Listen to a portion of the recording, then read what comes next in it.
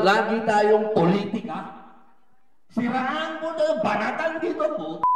Sawang-sawa na ako. Ang totoo lang, wala pang nararating ang ating bansa. Wala pa po tayo nararating.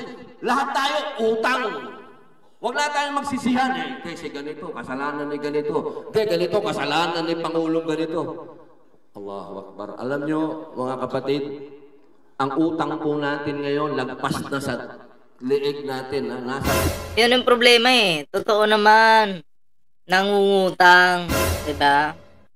Tapos, yung utang, naa-apply ba sa bansa? Or nandun sa bulsa? K.O. Minsan, may pakulo, sasabihin build ko, no? Pero kanino, sino yung nakinabang? Biglang angat yung mga kulto, di ba? Biglang angat yung mga kulto. Biglang nagkaroon ng mga ari-arian, may mga helicopter pa. Nakakapagtaka nga di ba? Nangungutang, tapos sila lang yung mayaman, imbis na ang bansa ang paunlarin. Diba? Mga kulto ang yumayaman. Digong. Hi. Hello. Tapos ito si Ruben Padilla, magmumura-mura. Diyan, kunyari, sawa na daw siya sa politika. Diba? May pamura-mura ng nalalaman Ko sa inyo. May pamura-mura na pong nalalaman si Padaplin. 'Di ba? So ito po yung bibigyan natin ngayon na reaksyon itong mga lumalabas sa bunganga nitong Ruben Padilla nito. Kasi halatang halata po, ang sabi niya dito, wag na daw po tayo magsisihan, nakasalanan ni ganito, ganyan. Ano bang gusto mo? Puriin namin si Digong. Ayaw nga namin kay Digong Bakit mo ba ipipilit sa amin yan? Padilla. Tapos sabi pa niya dito sa speech niya, di na daw kailangan ng talino. Ha? Hindi kailangan ng talino dyan sa Senado? Hindi ba kailangan talaga? Bakit? Kasi wala ka nun. Anong gusto mo? Yung maupo ng mga senador dyan, mga bobo. So, ayun po mga pre, bigyan po natin ito ng reaksyon. Syempre, bago po tayo magtuloy-tuloy sa ating reaction ngayon, meron po tayong dito, meron po tayong kumbaga Facebook page. Ito po. Yan. Ballpoint Man 2.0. Syempre, kung hindi ka pa naka-follow sa ating Facebook page, huwag mong kalimutan i-follow. Meron din po tayong Team Birador. And syempre, may TikTok din po tayo mga pre. Okay? So, sa hindi pa po nakasubscribe sa ating YouTube channel, huwag kalimutang mag-like, share, and subscribe para naman po maging updated po kayo sa lahat ng mga uploads natin. So, ito na mga pre, no? At bigyan na po natin ito ng reaksyon, itong mga pinagsasabi, itong walang alam, no? Walang alam sa batas na si Ruben Padilla. Tingnan mo. Tayong politika. Siraan mo na banatan dito po. Puro daw tayo politika, siraan dito, banatan doon. Napamura siya. Sino ba kasi yung naninira? Sino ba kasi yung namumulitika? Di ba yung kampun mo, Padilla? Ha? Yung mga kasama mo, pinagtatakpan mo pa nga Huwag kang magmura-mura dyan. Kala mo naman kasi sino no? K.O. Kunyari, apektado. Yung pala, acting lang, artista nga Kailangan mong umakting. Galingan mo. Diba? Galingan mo yung pag-acting para naman marami kang mautok. Nasabihin ng mga Pilipino, ay stress na nga si Ruben Padilla kasi puro na lang bangayan yung nangyayari ngayon. Yung pala, acting lang. K.O. Tangina. Tuloy natin. Ang totoo lang, Sawang-sawa na daw po siya sa bangayan, awayan.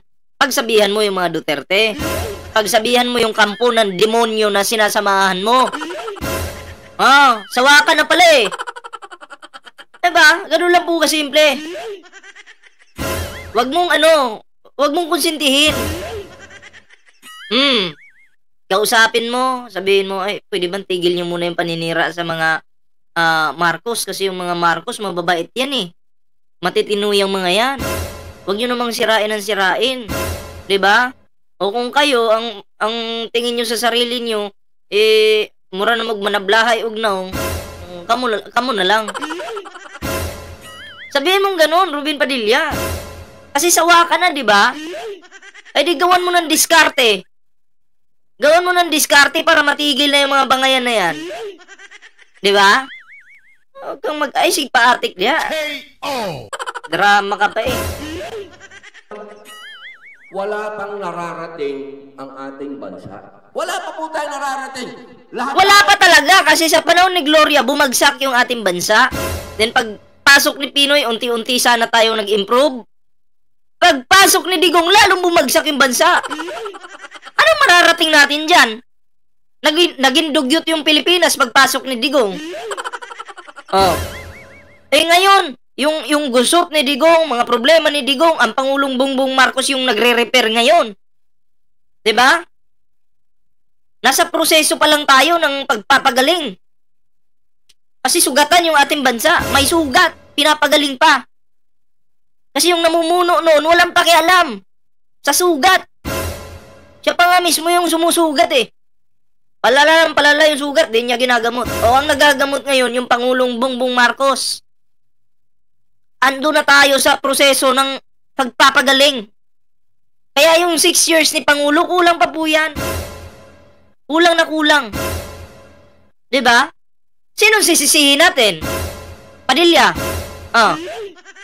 Sino? Si PBBM ba? O si Digong? Huwag mong sabihin wag na tayo magsisihan. Di mo maiwasan yan. Kasi merong isa na maka-incheck na nagsumira ng bansang ito. Tuturuan mo pa ang isang bobong katulad mo? Didiktahan mo kami? Nasasabihin mo, wag na tayo magsisihan? Bobo ka lang! Hindi pagmumura yung bobo ha, sadyang ikaw yun. Bobo ka lang! Bakit mo kami tuturuan? May sarili naman kaming pag-iisip. Utak. Tapos, ang magtuturo sa amin, bobo? Hindi, kami sasama sa bobo. Kasi magiging bobo din kami. Mas mabuti nang sumama ka dun sa mga matatalino kasi may impluwensyahan ka ng katalinuhan nila at kasipagan nila. Diba? Utang. Huwag na tayong magsisihan eh. Kasi ganito. Huwag na daw tayo magsisihan. Di ikaw, sabihin mo yan sa kampo nyo, huwag nyo nang sisihin yung mga Marcoses para hindi rin bumalik sa atin yan. Kasi yung binabato natin sa akin nila, nagbabounce eh. Tumatama din sa atin, dapat ganun. KO. Kasalanan ni ganito. Hindi, ganito, kasalanan ni Pangulong ganito. Allahu Akbar. Alam nyo, mga kapatid, Nag-Allahu Akbar pa. Isabi nga ni Sir Carbonell. May sinabi si Sir Carbonell sa iyo eh. Haram ka daw. Di ka daw totoong Muslim. Sir Carbonell yung may tawag sa iyo niyan. ang utang po natin ngayon, lagpas na sa liig natin. Ito. Sabi niya, ang utang po natin ngayon lagpas na sa liig. 'Di ba? Pero tingnan mo, kahit may utang tayo ngayon, malaki yung utang natin noon at ngayon. Tingnan mo, puno yung bulsa niyo, Ruben Padilla. Habang yung mga Pilipino naghihirap. May utang yung Pilipinas, pero puno yung bulsa niyo. Ano? Agree ka ba doon sa sinabi ko? 16 trillion na tayo. Kaya kahit na sinong humarap sa inyo na sinabing siya ay mataas ang pinag-aralan at siya'y nag-aral sa abroad at nag-aral po... Ito. Babarahin niya, gusto niyang... babalik ko lang kaunti wait lang natin ngayon, lagpas na sa liig natin. Mataas na daw po yung utang natin. Mataas na daw po yung utang natin. So, dahil mataas na daw po yung utang natin, So kahit sino pa daw pong tumakbo na pinakamatalino, mataas yung pinag-aralan, wala daw pong magagawa kasi mataas daw yung utang natin. So parang naiintindihan ko si Ruben Padilla dito. Gusto niya sabihin na mga bobo na lang kasi yung iboto nyo. 'Di ba? Kasi kung boboto kayo ng matalino, hindi rin naman masusolusyonan na mabayaran yung utang eh. Kaya yung iboto nyo, yung mga bobo na lang para lalo tayong bumagsak. Yun yung pagkakaintindi ko doon. Diba? O, pakinggan nyo. 16 trillion na tayo. Kaya kahit na sinong humarap sa inyo na sinabing siya ay mataas ang pinag-aralan at siya ay nag-aral sa abroad at nag-aral kung saan-saan, nasa ng bansa natin, may pinuntahan ba? Puro tayo utang, nabubuhay tayo sa utang, kaya hindi pinag-uusapan ng utak dito. Ay! Yun. Hindi daw pinag-uusapan yung utak dito kasi bobo siya. Oh, wag daw tayong gumamit ng utak. Kasi bobo siya. Bobo ka, Ruben Padilla. Bobo ka. Diba? Bibigyan ko kayo example. Ikaw mismo, gumawa ka ng sarili mong bahay. Ikaw yung gagawa, wag mong gamitan ng utak. Mabubuo mo ba yan? Tapos sasabihin mo, hindi kailangan yung utak dito? Kasi wala ka nun. Di mo kayang maging senador eh. Kaya gusto mong, ito mind conditioning na naman to eh. Hindi, wag tayong gumamit ng utak. Hindi kailangan yan sa Senado, yung matalino. Hindi kailangan yan sa Senado. Kailangan lang yung tulungan. Wag na magsisihan, yun lang yung kailangan doon. Tangina. Kung hindi pala kailangan yung utak, 'di ba? Pwede pa lang mag-aral ngayon eh. Pwede pa lang mag-aral nang hindi nagagamit ng utak. 'Di ba? Pwede pa lang magsaing nang hindi naggagamitan ng utak. Pwede pa lang magsalita diyan sa harapan ng mga tao na hindi nagagamitan ng utak. Ay kung ganun, magkalit-silitsi tayo niyan. Diba? KO! Magkalit-silitsi tayo niyan. Pwede na palang magnegosyo na hindi gagamitan ng utak. Yung mga na-mention ko na yan, mga basic lang yan. Nasa baba lang yan, ha? Paano yung pagiging senador? Magsisenador ka? Wala kang utak? Ha? Yung sinasabi ko dito, paggawa ng bahay, pagsasaing, basic lang yun. Kung hindi mo gagamitin ng utak yun, kahit basic yun, sasablay ka dun. Diba? Paano pa pag senador ka na? Tapos hindi mo pagagamitan ng utak. Anong mangyayari? Kaya nung nag-speech si Ruben Padilla, nagkaletse-letse eh. I invoke my privacy daw. Wala bang Tagalog dyan? Kasi mahina dito. Bobo! KO! Diba? Mind conditioning na naman itong strategiya ni Padilla. So, pag matalino ka, diba? Dapat, ang sabi ni Ruben Padilla, matalino itong tao na to, wag tayo niyan. Dapat bobo yung iboto natin. Kasi hindi naman kailangan ng utak sa Senado eh. KO! Agree ba kayo sa kanya? Sa mga pinagsasabi niya na hindi na kailangan ng utak dyan sa Senado.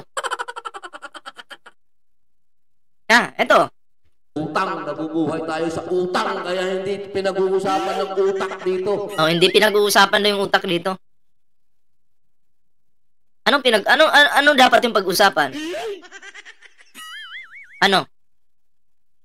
Kaya nga binigyan tayo ng utak para mag-isip eh. 'Di ba? Wala si Ruben Padilla, bangag na bangag talaga. Grabe yung pagkabangag. Hindi natin, ito yung isa sa sisira, magpapabagsak sa ating bansa. Bakit? Walang ambag to sa Senado eh. 'Di ba? Boboy. Pasensya na Ruben Padilla, di ako galit sa pagkatao mo. Pero sa mga lumalabas ngayon sa bunganga mo, diyan ako medyo kumukontra sa'yo. Kinukontra talaga kita diyan. Hindi ako agree sa mga sinasabi mo. Although sa pelikula, okay ka naman kasi siyempre pinapanood ka namin noon, no? Mga batang 90s. Pero pagdating sa Senado, iba kasi yung Senado, iba yung pelikula eh. 'Di ba? Iba. Sa pelikula, magaling ka. Magaling kang artista. 'Di ba? Ang tawag nga sa'yo, idol. O bad boy, 'di ba? Pero pagdating sa Senado, naging kingkoy ka eh. Di ka pwede doon. KO. Promise, ako na nagsasabi sa'yo. Oh. Dahil lahat ng naupo, puro utang. Ano ngayon ang direksyon, mga kababayan ko? Ang direksyon natin, kailangan merong forma ang gobyerno natin na tama. Kasi ang problema, hindi na yung tao. Ang problema natin, yung sistema natin. Yung sistema natin, paikot-ikot, pare-parehas. Hindi ba kayo nagsasawa? Nakakasawa na ho. Makikibagay tayo sa bagong upo. May bagong dadating, makikibagay na naman tayo. Ang nangyayari sa atin, wala ho eh. Puro tayo pakikibagay. Ang pag-upo, Wala namang namimilit sa'yo na makibagay ka eh. Gawin mo lang ng tama yung trabaho mo. Huwag ka lang maging protektor ng mga kriminal. Or tagapagtanggol ng mga kriminal. Walang problema doon. Diba? Ikaw lang yung nagsabi niya na makikibagay ka. Kasi in reality, pwede mong kontrahin yan. Pwede kang hindi makibagay. Halimbawa, yung namumuno sa bansa ay masama. Makikibagay ka ba? Noong panahon ni Digong, si Trillanes, Leila de Lima, nakibagay ba kay Digong? Hindi. Kinontra pa nga nila si Digong eh. Dapat ganun.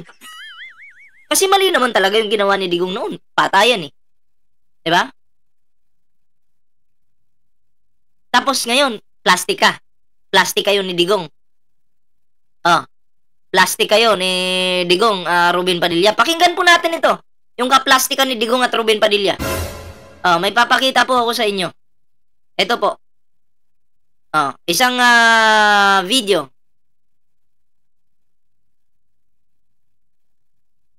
Ito. Isang video. Yan. Panoorin po natin.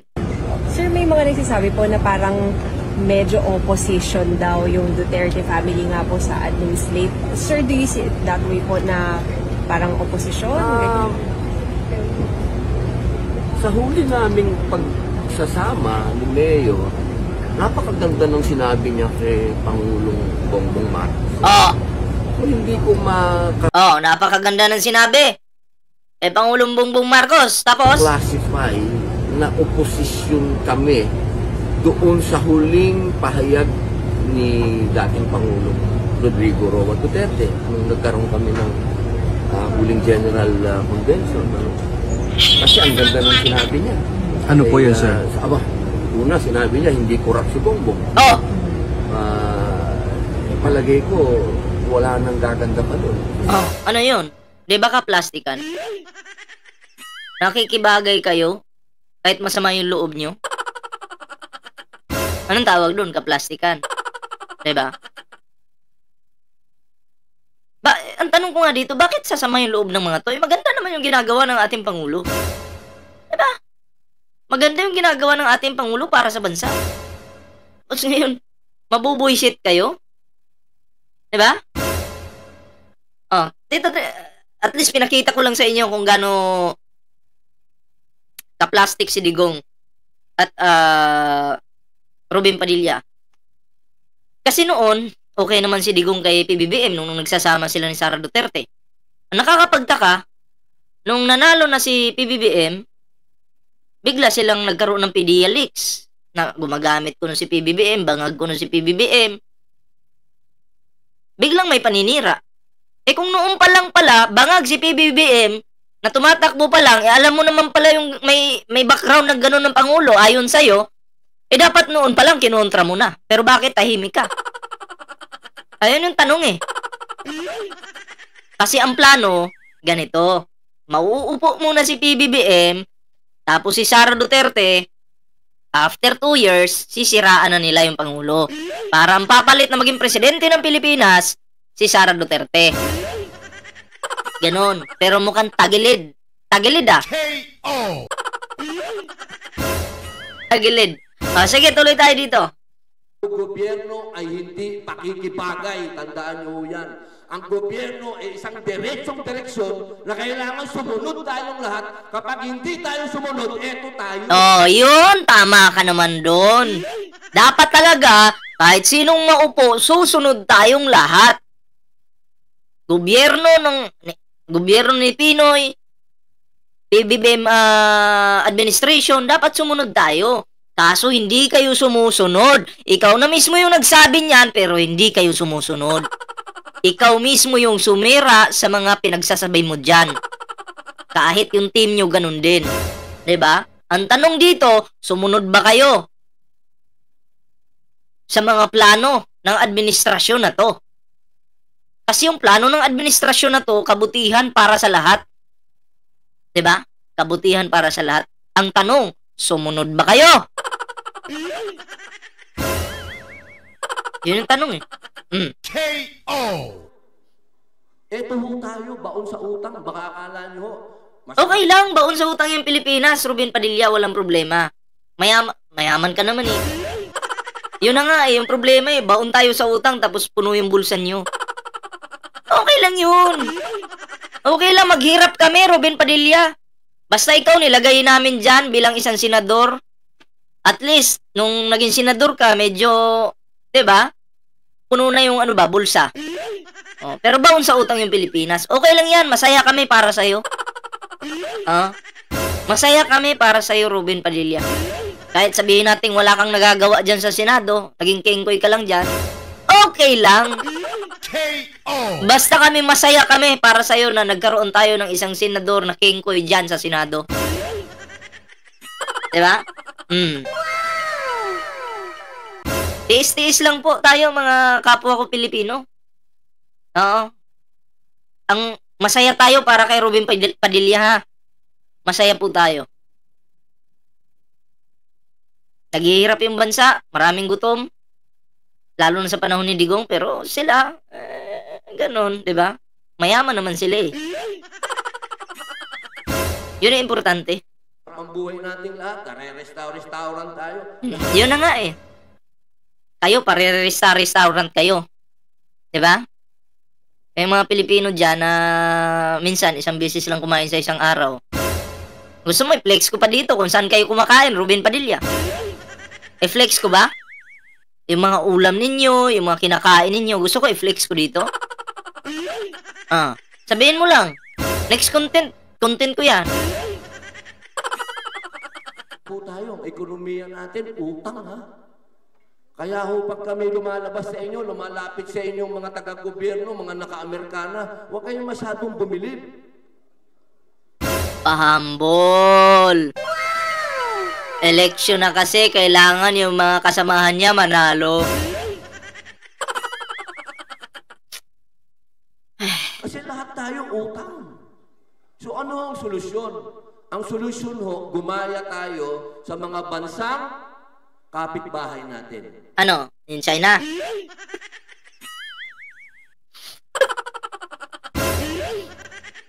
Sino ba yung mga kapitbahay natin? Japan, Thailand. Japan po kasi nasa kabila.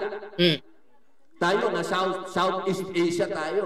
ASEAN tayo, ASEAN. Sayang, may cut yung video, kinat ng ANC, no? Sayang. Siguro na-mention yung China dun. Ano bang kapitbahay natin? Di ba China? Nahiya ka pan sabihin eh. KO. Ng talino. Wala pong nangyari sa mga saksakan ng talino. Yan ha. Shoutout sa mga matatalino dyan. Wala daw pong nangyari sa mga saksakan ng talino. Kaya mas maganda daw maging bobo po. Pakinggan nyo.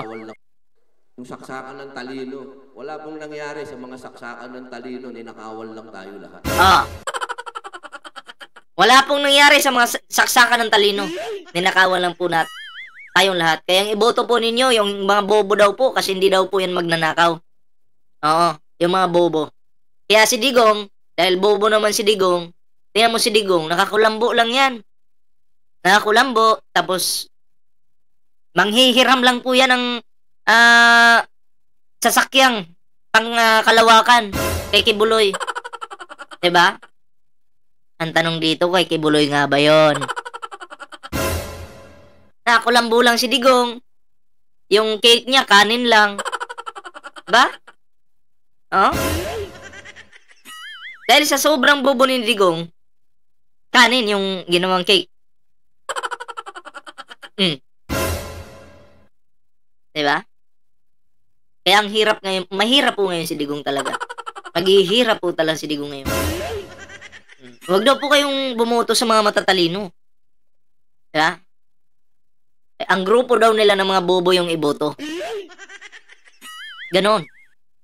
Yun yung gusto niyong palabasin dyan. Kasi itong mga pinapakilala ni PBBM, masyado nang matatalino itong mga to eh.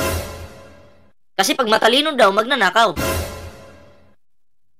Naniniwala po ba kayo dun? Na hindi mo kasalanan na maging matalino ka. Pero ang lahat ng matatalino, kung ang tingin mo sa kanila magnanakaw, dyan ka nagkakamali. Diba? Kung ang tingin mo sa lahat ng magnanakaw, matatalino, ay magnanakaw Ruben Padilla, dyan ka nagkakamali. Diba? Hindi ko alam ba't nagkaroon tayo ng ganitong klaseng senador na wala talagang utak. Dinamay lahat ng mga matatalino. O ako naman, pag magdama tayo, matalino ako sa dama. Kahit isang beses, di ka mananalo sa akin. O, matalino ako pagdating sa dama. O, so magnanakaw na ba ako nun? KO. Si ballpoint man ba, magnanakaw na, gano'n. Wag mong nilalahat yung mga matatalino, Ruben Padilla. Parang mga Pilipino lang, hindi mo pwedeng sabihin, parang mga Pilipino lang, hindi mo pwedeng sabihin, lahat ng Pilipino ay magnanakaw.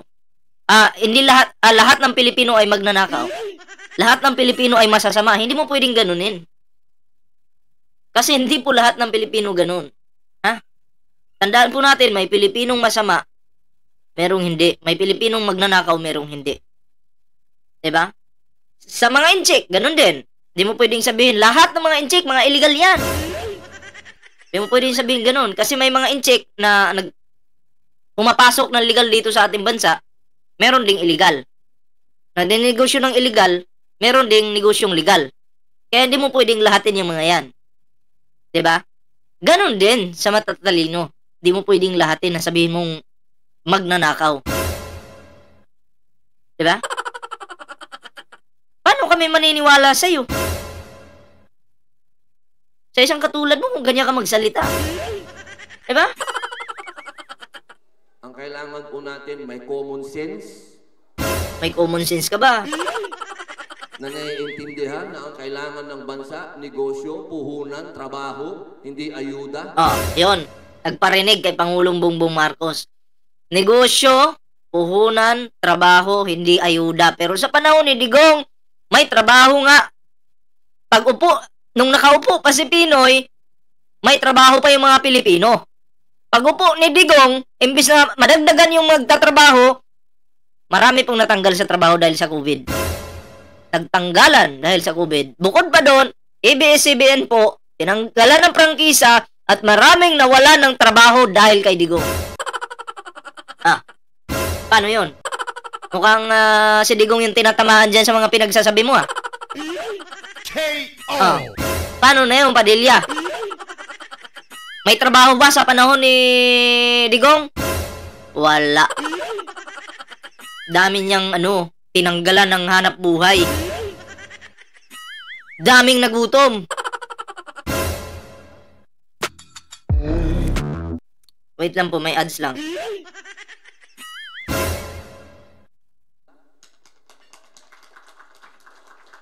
Mabuti sana kung yung ayuda galing sa kita natin. Hindi naman ho tayo kumikita. Galing ho sa utang. Ganito. Galing sa utang yung ayuda. Okay? Paano mo nasisiguro na galing sa utang yun? May kinikita naman ang gobyerno taon-taon. Kasi nagbabayad naman po tayo ng tax Saan ba mapupunta yung tax natin? 'Di ba? Every 6 months, every year nagbabayad tayo ng ng tax natin, lalo na yung may mga negosyo. 'Di ba? Ganun 'yun. Paano mo sasabing yung mga pera na yun na pinang-aayuda ay galing sa sa utang. Isa pa, pag may baha, kailangan talaga ng ayuda, Ruben Padilla. Pag may lindol, pagputok ng bulkan, landslide, kailangan ng ayuda. Hindi mo pwedeng pabayaan yung mga yan. 'Di ba? Hindi ganoon. Hindi mo pwedeng pabayaan. Kahit sino maging presidente, namimigay ng ayuda yan. Tandaan mo yan. Ako po si... Wala na akong paki sa'yo. Kung sinong pangalan mo, matanda ka. Lumayas ka sa harapan ko. Layas! Anong paki sa'yo kahit sino pang pangalan mo? Bigla-bigla ka na lang sisingit dyan. KO. Diba? Paki ko sa'yo. Pakilala ka pa? Wala naman kaming paki sa'yo. Kaya lang po yung ating reaksyon dito sa video na to. Wag po tayong bumoto ng bobo, ha. Matatalino po yung iboto natin. Mahirap po na magkaroon tayo ng senador na bobo. Yung matalino. Hindi lang matalino, ha. Dapat iboto natin yung taong matalino, senador na matalino, na yung talino niya gagamitin sa kabutihan. Okay? Wag po tayong bumoto ng tao na matalino nga pero gagamitin naman sa pagprotekta sa mga Duterte, sa pagnanakaw, pagpapasok sa mga inchik. 'Di ba? Pagpalabas kay Kibulok. Wag po nating iboboto 'yan. Yan yung wag nating iboboto. Dalawang klase ang talino. Ang talino ng kasamaan at kabutihan. Kasi kung matalino ka, pwede mong gamitin sa kasamaan, pwede rin sa kabutihan. Diba? Katulad ni Marcoleta, matalino naman ito. Totoo yan, matalino po si Marcoleta, sa totoo lang. Kaya nga lang, yung katalinuhan niya, ginagamit sa panlilinlang sa mga Pilipino. Yun lang, sasabi ko dyan. So, yun lang mga pre, no? Siyempre, bago po tayo magtapos sa ating video ngayon, meron po tayong Facebook page dito, Ballpoint Man 2.0. And siyempre, may TikTok din po tayo mga pre, Ballpoint Man 2.0. At meron pa tayong isang Facebook page, Timbirador. Ayan ha. Siyempre mga pre, no? So hindi pa po nakasubscribe sa ating YouTube channel, huwag kalimutang mag-like, share, and subscribe para naman po maging updated po kayo sa lahat ng mga uploads natin.